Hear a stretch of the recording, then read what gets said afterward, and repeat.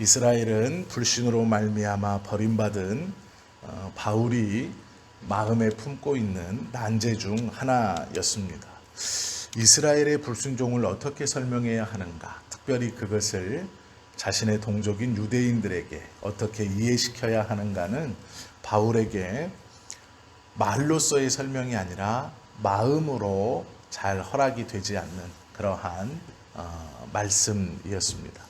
그리고 바울이 보는 이스라엘의 불순종, 이것을 또 바울이 어떻게 받아들이고 그것을 교회 안에 들어와 있는 유대인들에게 또 교회 안에 함께 있는 이방인들에게 설명해야 하는가, 그것은 바울에게 어려운 일이었습니다. 설명이 부족해서 어려운 일이 아니라 마음의 꺼림으로 어려운 일이 되었다라는 것이죠. 오늘 이 말씀에 보시면 하나님께서 이스라엘을 어떻게 생각하시는지, 그리고 어떻게 행동하셨는지, 그리고 이스라엘은 어떻게 하나님을 거절하였는지가 나와 있죠.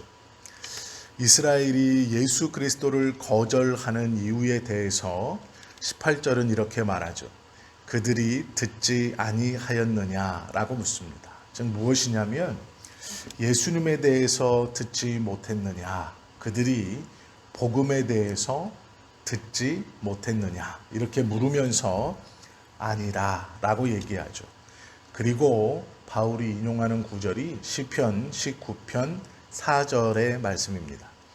그 소리가 온 땅에 퍼졌고 그 말씀이 땅끝까지 이르렀도다 라고 시편 19편 4절에 있는 말씀을 인용하죠.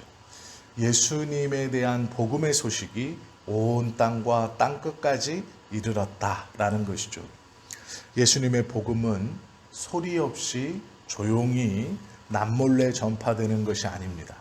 그 소리는 온 땅에 퍼지는 것이고, 또한 그 범위가 어떤 지역에 한정된 것이 아니라 하나님께서 기뻐하는 모든 지역, 이스라엘뿐만 아니라 모든 이방인들의 지역에까지 전파된다라는 것이죠. 그러나 우리가 기억해야 할 것은 이 복음이 먼저 유대인에게 전달되었다라는 것이죠. 예수님이 복음을 전하신 활동 무대는 유대였습니다. 또한 예수님의 공생의 기간 동안 온 유대 땅을 돌아다니시면서 예수님은 하나님의 나라의 복음을 전하셨죠. 이 복음의 근거지가 예루살렘입니다. 예루살렘에 있는 마가의 다락방에 성령이 임하시고 예루살렘에 복음의 근원지가 되어지고, 또한 예루살렘 교회가 형성되었다고 사도행전 1장과 2장은 증거하고 있죠. 이스라엘이 듣지 못했느냐? 그렇지 않다. 이 복음은 땅 끝까지 모든 곳에 온 소리가 온 땅에 퍼졌다라고 말씀하고 있죠. 그러면 이스라엘이 알지 못하였느냐? 이렇게 또 반문하죠. 그리고 나서 이스라엘이 알지 못했느냐라고 반문하면서 이스라엘이 잘 알 수 있었다라고 말하죠. 그리고 모세의 이야기를 하고 있습니다.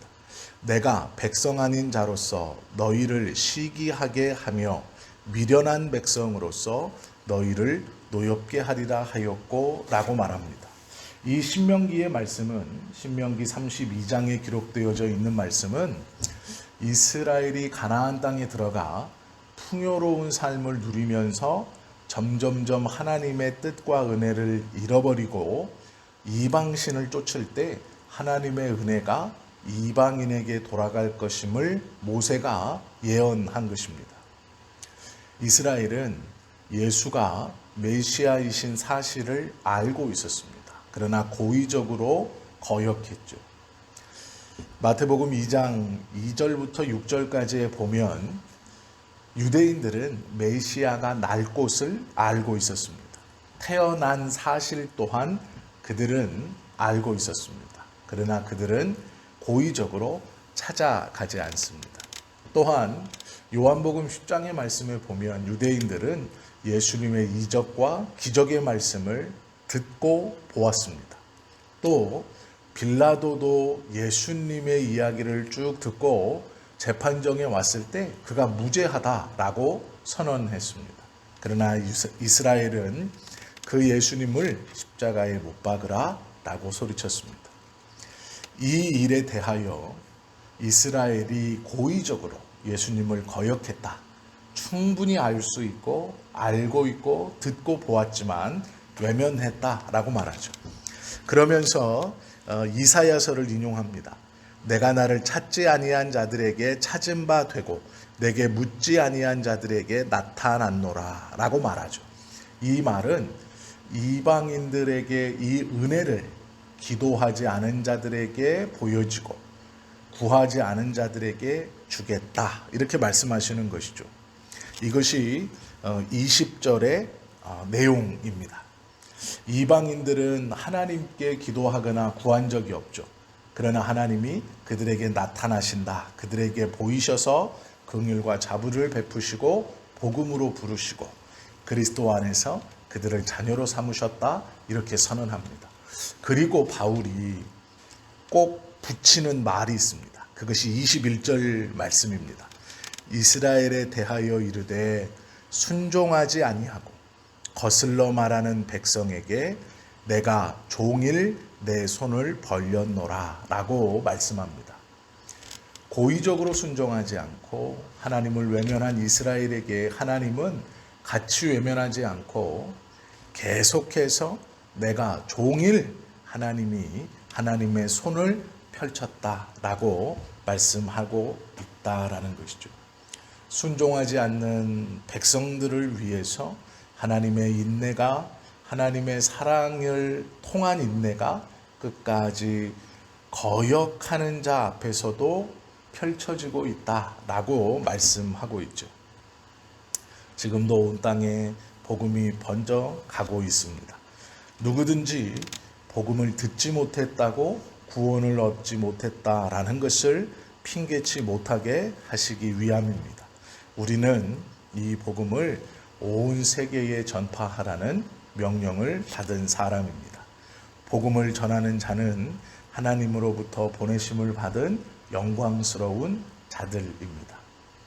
이스라엘처럼 이 복음을 듣고도 외면하거나 고의적으로 모른 척하면 하나님께서 그 선택한 자에게 주시는 은혜와 영광을 다른 이방인들에게 주겠다.